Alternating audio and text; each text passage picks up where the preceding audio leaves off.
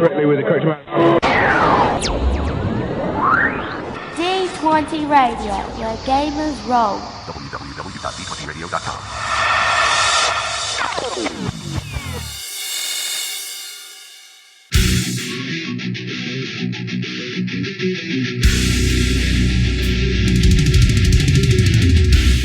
Welcome to Me and Steve Talk RPG, the podcast where me and my friend Steve... We're playing games this time.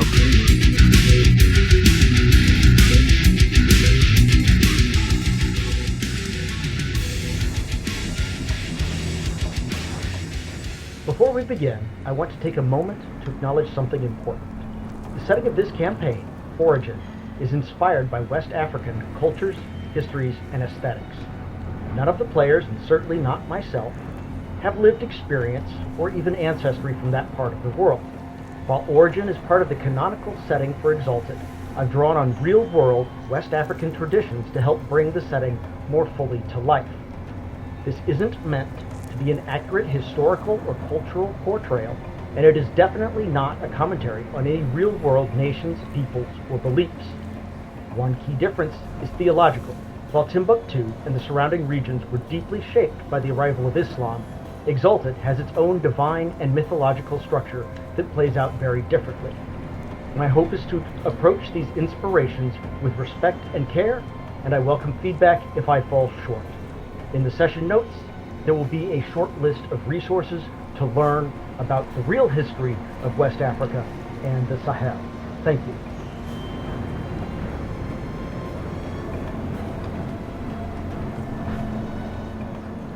All right. I guess we can start playing then.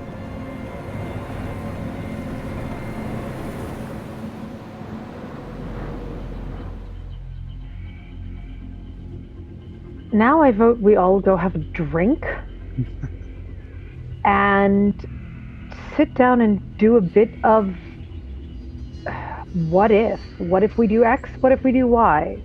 What are the demands that we have on us already, and where do we need to go with them? Before we do that, though, Nim does look to the headman. While we are here, you will be under my protection. I cannot speak for the others, but I think they would agree.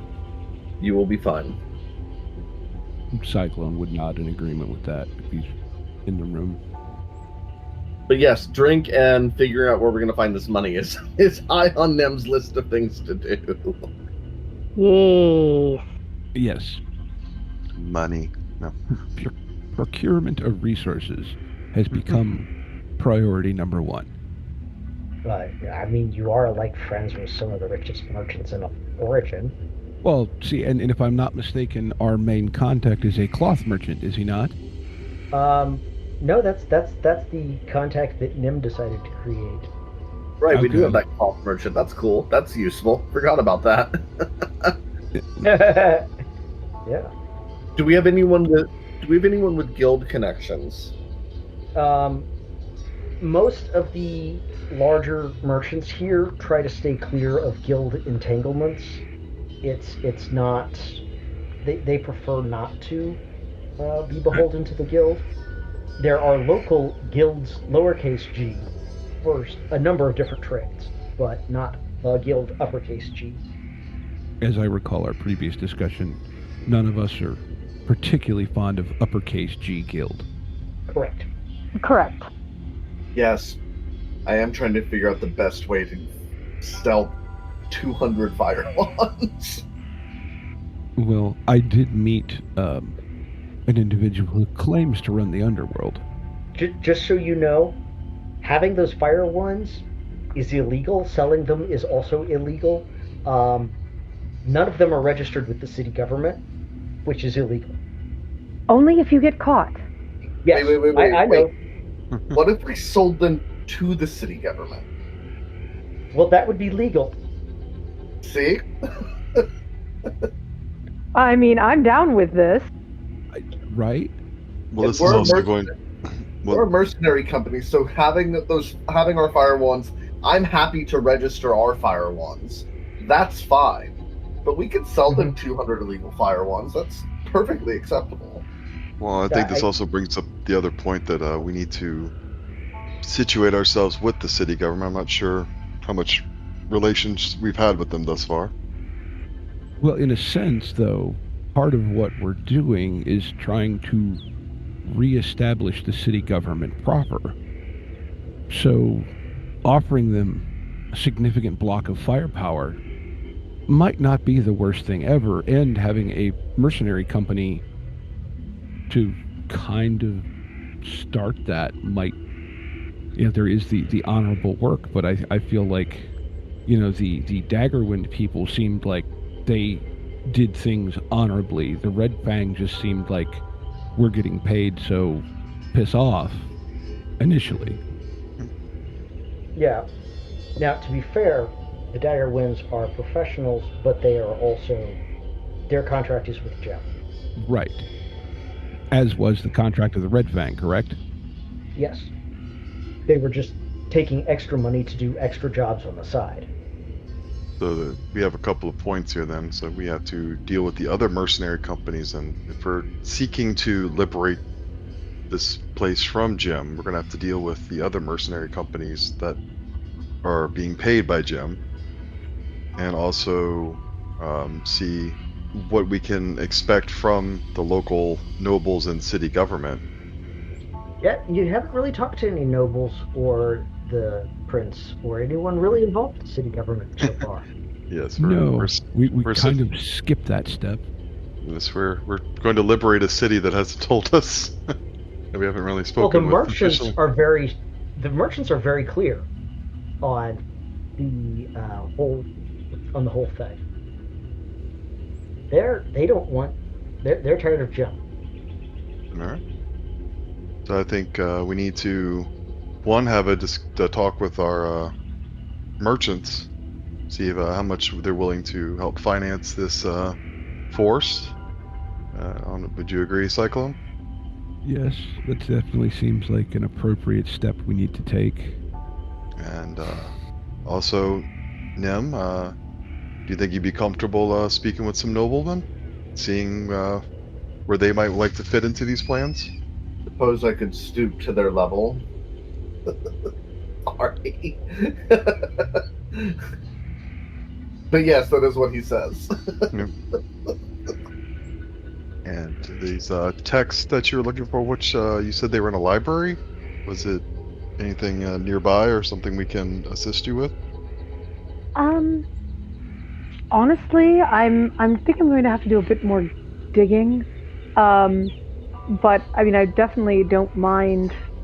So, context: there is a nearby city whose entire shtick is they're run by the Council of Librarians, and they have a massive library, and that's a lot of their economy is based on scholars coming and paying fees to go poking around in the library. Plus what they charge for, classes. Yeah, so that's going to be the ones that, that's where I would like to go. So. And then we'd also we need to see what we could do about having maybe setting you up to provide some healing services. It sounds like, since Nim is offering your services. I am absolutely willing. I said I think.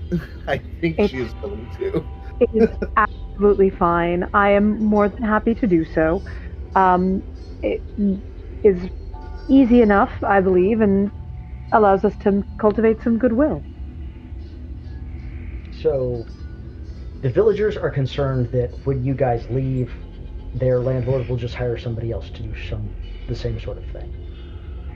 I think we need to go talk to the landlord. Are you going to wait until the Oathbound return so that you have a slightly more impressive group too, or are you just going to go by yourself? I would think it might be best to have maybe Cyclone, if you want to maybe take a visit and see what the landlord has in store for these people here. So we have some sort of bargaining chip, and then when what his stores are, so to speak. Yes, so know who we're dealing with, and maybe when the Oathbound return, we'll have a better leverage for Nim to speak to the landlord here, and maybe make his own insurances that the people will remain free, or at least left to their own devices. I like that plan. And I would address the village headman. Just to be clear, you're not uncomfortable with your existing terms. You just wish them to remain as they are and not increase, correct? Well, this year we had a bad harvest because of the locusts, and that's not our fault. It wasn't that we were not harvesting. We were doing all the things we're supposed to do, but what can you do about locusts? Right. So we need a year off from these, from paying, and then next year we should be fine. But yes, we don't want any change in our terms, because these terms have served this village and our land and the nobles for generations, and it's only greed that makes them want to change now. So, just to be clear, if we negotiate with this man, I don't want to put you in a position where you're not able to sustain yourselves. What type of time frame would you be able to repay him what he is owed for this year? Agreed, not your fault, but you did run the land, 2 years, 3 years, 4 years. Well, many more years than that. We've been working on this land for generations. So we could take this year's we could take this year's rent and split it out over the next 4 years, and pay it back that way. Be a little bit tight. We'd manage. More, I just want to know what you're comfortable with us offering him. Not saying that's what it's going to be yet. I prefer 5 or 6 years, but we could manage with 4. I mean, and longer is better, obviously, if you can get him to agree to that, as long as he's not charging interest. Nim seems to be our chief negotiator, so kind of looking to Nim a little bit with that, but that seems the information we need. Nim just is like kind of staying quiet and obviously thinking to himself, but trying to figure out a way to make this a more lucrative deal for the villagers themselves. So that's where he's at, and just kind of remaining quiet for now. He'll nod if if a question is asked, though. But because if we could turn this into like our base of operations, more or less, that would be really cool. Yeah, it's a little bit outside the city, but that has its good points as well. Exactly. Oh, they're agricultural, and everybody needs food. So, armies march on their bellies, as they say. Which, I mean, it would be something more discussed in private, but it would just sort of be, do we have interest in somehow acquiring the land from the landowner? That's more resources. Working on it. No. We'll get there. Just food for thought. No pun intended. Not a bad idea, certainly.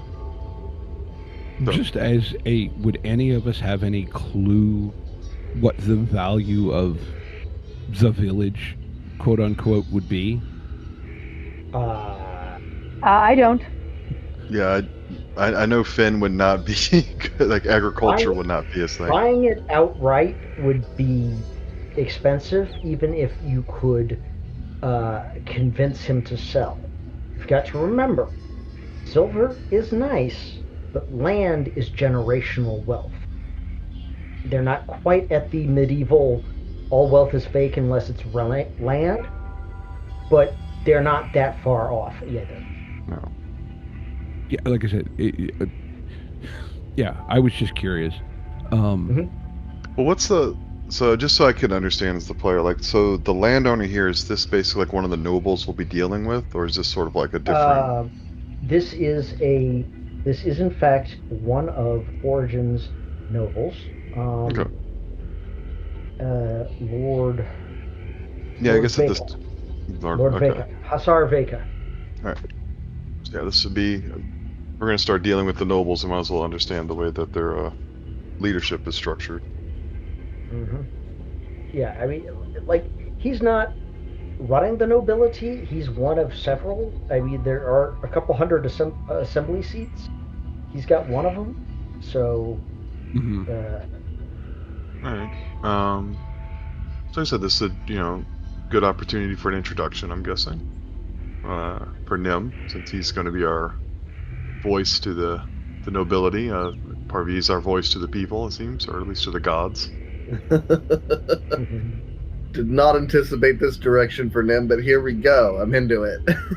Hey, Well, I don't think you want Finn doing the talking. Yeah, probably not me either.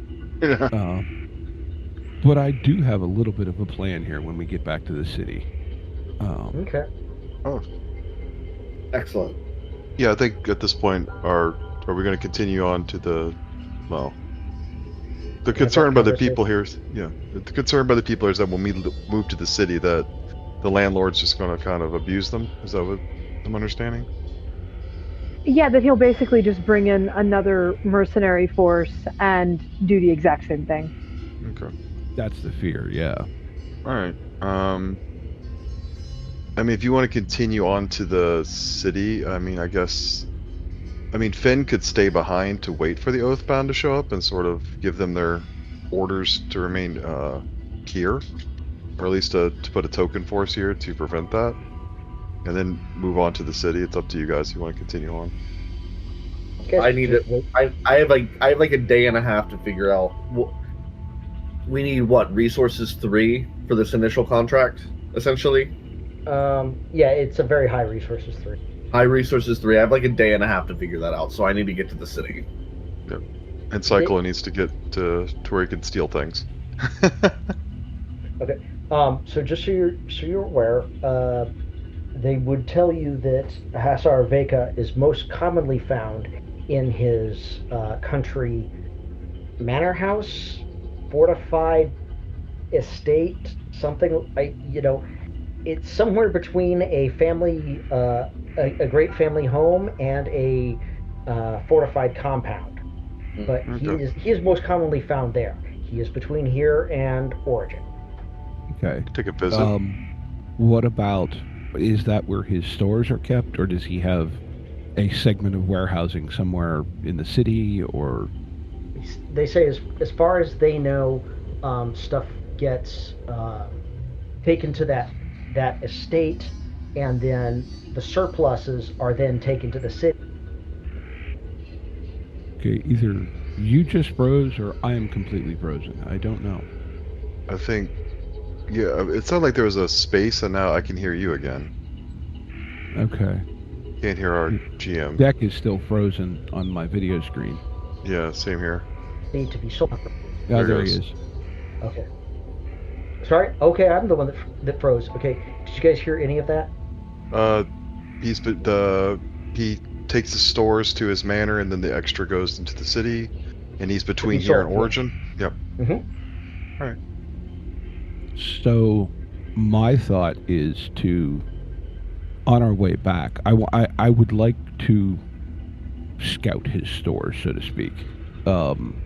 Be that by simply just finding a spot where there's no guards, hopping the wall, and then popping easily overlooked presents and a clipboard, so to speak, and just wandering about like I know, with a purpose. Mm-hmm. Just not in any way trying to take anything, almost looking like I'm some sort of inventory clerk.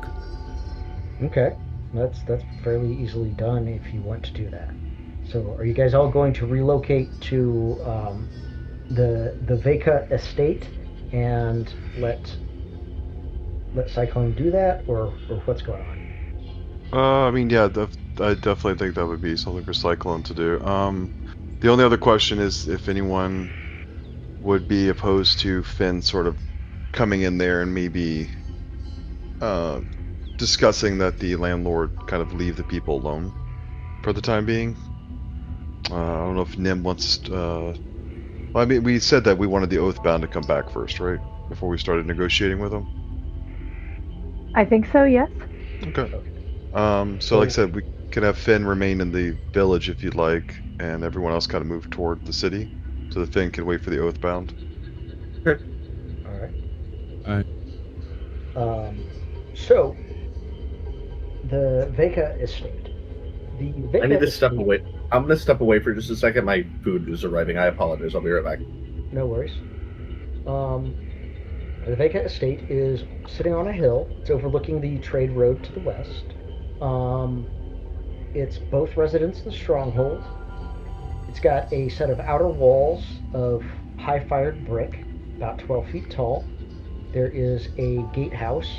Then there's a central building, 3 stories tall, austere, defensible. And there's internal courtyards.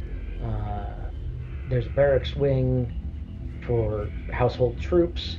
And, of course, there's a servants' wing where you find servants' quarters and the laundry and the kitchens and all that nonsense. And then the family lives in the central portion. You said you're going to go over the wall and easily overlook the presence? Basically, yeah. In my brain, it was if you walk around with a clipboard like you know where you're going, no one pays attention to you, but augmenting it with easily overlooked presence. Again, just to get a feel for, is this guy stocked to the gills, or is he down on his luck? No. So he's got, for one thing, he's got some 30-ish guards that are protecting this area, or are protecting his home. And probably about 10 people that you would class as sort of like professionals, stewards, scribes, accountants, that sort of thing, and another 15 to 20 domestic servants, cooks, laundresses, stable hands, cleaning staff, etc., etc., etc. Plus of course his valet and his butler and the captain of the guard and all the rest. There's several members of his extended family living here, plus himself. His stores seem to be pretty substantial, well stockpiled. I mean, it's the spring, so they're starting to trend low, but that's why, he's demanding rent. So it's first harvest. So that's one of the things about creation is you'll get 3 to 4 harvests. Okay. Because of the length of the year. Mm-hmm. So essentially, just for what I'm trying to establish, him not getting their rent this year isn't going to break him. No, not even a little bit. That was more what I was looking to establish. Not that I'm not also keeping an eye out for how some of it might be liberated if we have to go that route, but... So yeah, once I've found that, I'll come back and have that conversation with him. That this guy's he's stocked up and good. He's being a bully basically. Yeah, no one is going to starve if he doesn't get his rent. Precisely. Oh no. Yeah, that's exactly what I was looking to ascertain effectively. Is he? Are we going to someone who? If he says, "Oh, I need it," and we can just know he's lying, that also tells us a little bit more about what type of person he actually is. Yeah. I'd also say that you've noticed the estate. So noble estates tend to go for one of 2 vibes. One is, I'm rich and I can pay people to protect me, and this is my fortress. And I'm rich and I would like to display to you how rich I am by having lots of beauty and art and statues and all this other nonsense. He is definitely on the austerity and strength side of things. There's not a whole lot of displays of wealth. It would seem a very practical man. Yeah, seems to be a very practical man, and very sort of a he's very practical, not opulent. And he's got plenty of resources squirreled away for a rainy day. Okay. Yeah, that's what I was looking to find out there. So that, so to speak, we're negotiating from an informed perspective. Mm-hmm. Shall we skip ahead to the arrival of the Oathbound, and then are you guys going to march them to the Veyca estate? Well, they're basically coming by on their way anyway, are they not? Yeah. Yes. Yep. Yeah, so I mean, yeah, and I know if Nim's back, I assume he's actually leading the talkie bits. Mm. I'll do my best. Okay.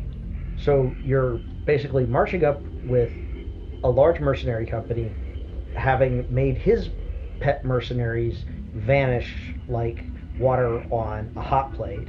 And, yeah. Are you guys going to send a messenger up to talk to him, or are you going to wait for him to initiate the conversation, so to speak? Appropriate flags raised, saying that we're not coming for combat, but like the proverbial white flag. Right. Crossed branches. Crossed Right. branches. Hey, Right. I was just reminded that now's a good time to break for food, and also that my food is arriving here shortly. So I want to take... No, your food is here. Oh, my food is here. Okay.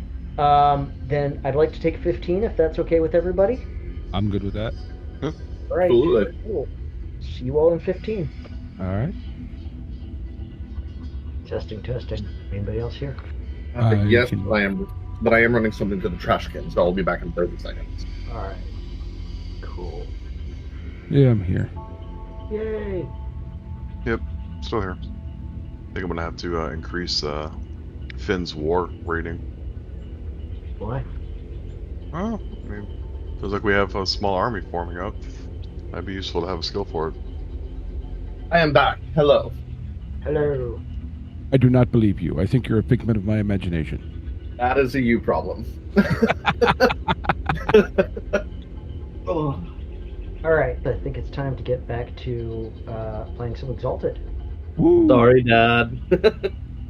All right. So you guys are headed up to the Veyca estate, and you send forward someone with crossed branches, and you've got your 100-ish mercenaries behind you. And after some discussion inside the compound, you do get a gentleman on a horse riding out to meet you. He is, of course, clad in the indigo robes of most of the nobles. He has a little bit of jewelry, but not much. He's definitely an older man, white on his beard, but it's not all white. And he just rides up to you all like this is Tuesday. And he looks at you all over and says, so the rumors are true. Well, I'm Lord Veyca. What brings you here? So I will give a courteous bow and just give my name. Poking him in the ribs. This is in the village, right? Like I'm headed towards the city, Oh, no. correct? Okay, this is halfway between the village and the city, and this is the estate of Lord Veyca, and he has ridden out personally to talk to you, and he asked what brings you to his estate. And for your character's information, I scouted his stores. He appears to be a very practical man, not, like his buildings are all well done and well kept, but they're not lavish. His stores are in very good stock. He's Okay. not, he doesn't need their rent immediately. We know Okay. that, but he doesn't know we know that. Okay. Nim will bow respectfully. I am Pale Nimbus. We are here to discuss. We're just here to discuss a repayment to you and settle a contract. He raises an eyebrow. Okay. Perhaps we can sit together in a more comfortable manner. I do apologize for the truth. You bring an army to my house and then wish to speak of comfort? No. I am here, you are here, tell me what you have to say. I do apologize for the army. It was a matter of traveling at the same time. The optics, I agree, are not good. But there is a certain village that owes you money. We wish to renegotiate a contract to ensure you get repaid. They had a bad harvest. It is in our interest to make sure that they stay safe and happy. Says, yes, Nemara's rest, I assume. Indeed. And again, All right. I do apologize for the troops. It is truly not intentional, which is why we waved the appropriate banners. I find that very rarely does one move mercenaries accidentally. It is more a timing issue, if you understand. It has very little to do with you and more to do with things we are working on. I do apologize again. Genuinely. That's very nice. So, what is your request, offer, demand? I don't know. He starts laying out the terms that the village would like, understanding that this is a negotiation.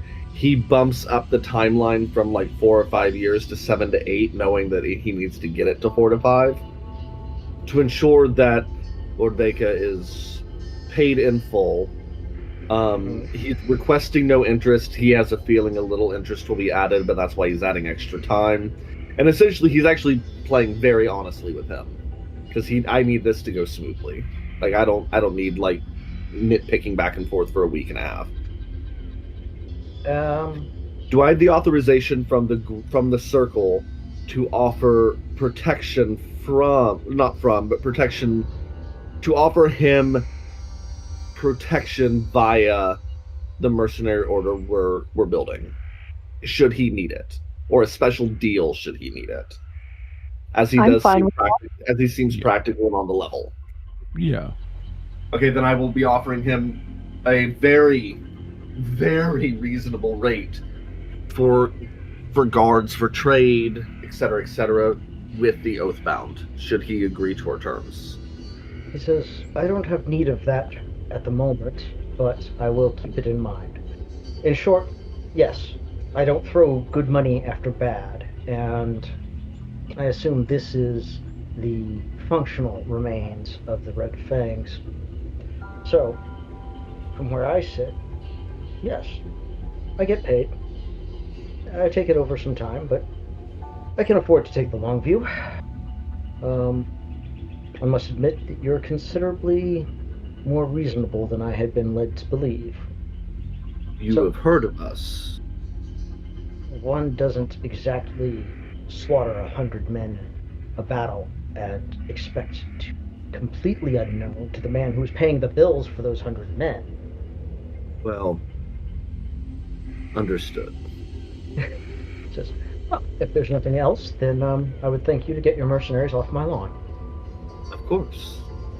With pleasure. And again, should you need their services, you know how to find me. Should I need the services of anyone with a sword, someone who's already held on one person's leash would not be my first choice. And that's over his shoulder. He is riding back to the estate. I feel, Nim leans towards Cyclone a little bit. I feel like he will be a problem down the road. I hope he won't be. Yes. But for now, we have other work to do. Mm-hmm. And little time in which to do it. Yep. All right. So you guys are going to head back into Origin? Mm-hmm. Yep. Yes. Alaskos will mention to you that he's registered the Oathbound as a mercenary unit, so there should not be any problems with the city government. Would also like to send a runner back to the village to let them know that the negotiation appears to have been amiable and give them the terms. Okay. Yeah, and he can do that. He says, well, we do have a list of requirements that we would like you that you have agreed to fill, and while I understand you may not exactly have all of those things in your back pocket, the sooner you can fulfill your obligations, the happier I would be. Obviously. Are you guys going to relocate into the Red Fang's building? Yeah, I mean... Yeah. Yeah. It's probably for the best. Okay. I do want to have... I want to organize eventually a hub or a sub-office at the village, too. I think having some of our mercenaries there, kind of making sure the village is okay, but also having something like an external auxiliary office is also really smart for us logistically. Okay. But Jen, the clinic. Yes. Are you going to relocate that to the? I'm actually going to touch base with some of the folks who have who have visited some of my street urchins and whatnot, and kind of get the read. Again, part of this is I like having the access to kind of an information source, because so many people overlook poor people and whatnot. Is that going to cause a problem? Is that going to make people less likely to avail themselves of the clinic? Right now, they don't know what to. Right now, nobody in the city really knows what to make of your, of the Oathbound. They don't. Everybody hated and was afraid of the Red Fangs, but the Red Fangs just paid off a bunch of their people, and a bunch of them also just are no longer around anymore. And there's this new group that's old Red Fangs, but they're carrying new, they're under a new name and everything. Nobody really knows what to make of that. There's a lot of confusion. Honestly, it might take a little bit before people would be willing to head over to that place to treat it as a clinic. Okay, then what I'm actually going to do, I'm going to go ahead and keep the main clinic where it is. Mm-hmm. But I will make it known that if someone has an after hours emergency, they are to find me at the Oathbound compound. And they will be brought to me, no questions asked, provided, an emergency. Yeah. All right. And we'll see how that pans out. Yeah, so about a day after you guys relocate, and the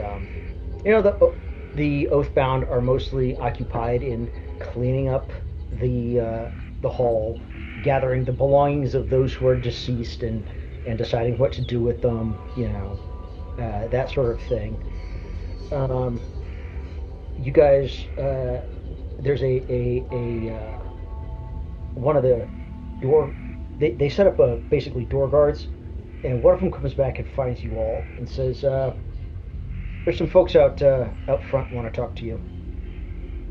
And you guys can tell, all of you. He is gesturing and indicating all of you, and you can tell he's a little bit nervous. I'm gonna send up my familiar. I'll send my familiar real quick while we get ready. Hellbore? Yeah, okay. Yes, so I'll send out Hellbore. Hellbore flies out the window and goes and perches on the front porch, and you can see that there are a dozen armed men in uniform, in two different uniforms, and also a lioness.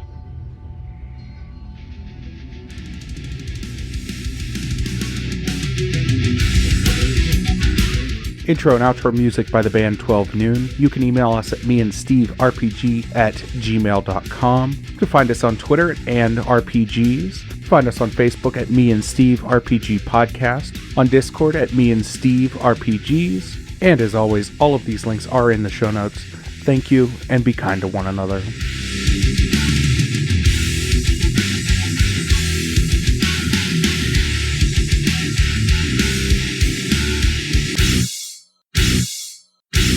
How much for the cigar? Cigar, $20, dog. You gotta go down the street to the store and buy that.